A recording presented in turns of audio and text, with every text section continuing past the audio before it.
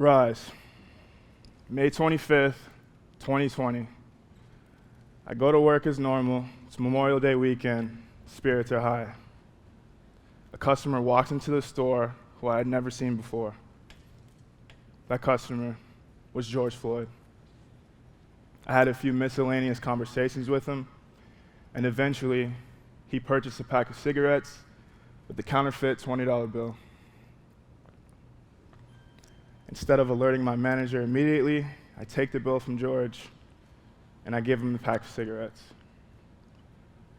I start to doubt myself. I alert my coworker, who then alerts my manager, and we are told to go outside to his car and tell George Floyd to come back inside to the store. Unfortunately, this did not take place.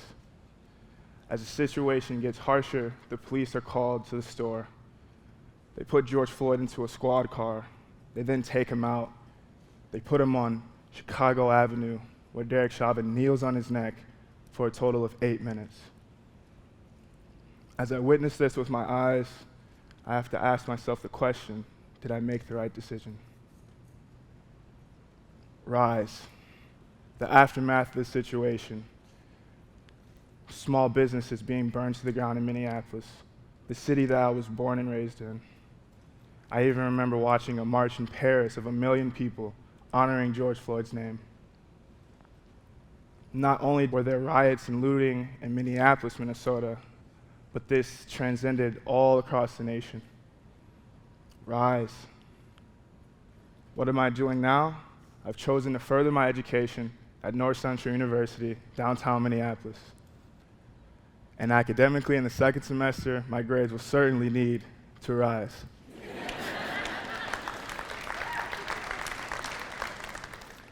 Through all of this, I have chosen to keep moving forward and to make the best of the situation.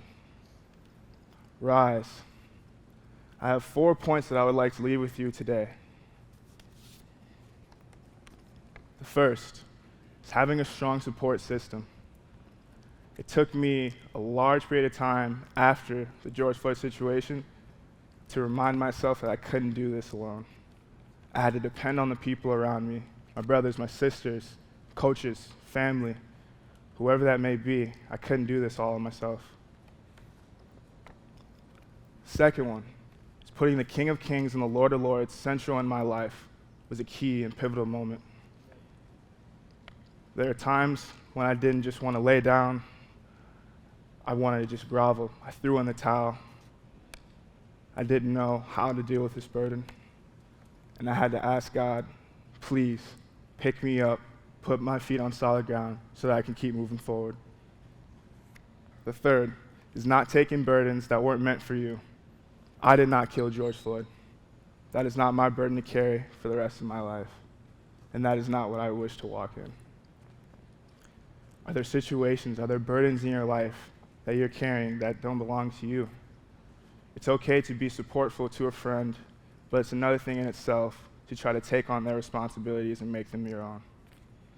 The last point, we all have the opportunity and the responsibility to rise. All of the eyewitnesses that were there that day got to rise. The officers that were involved got to rise.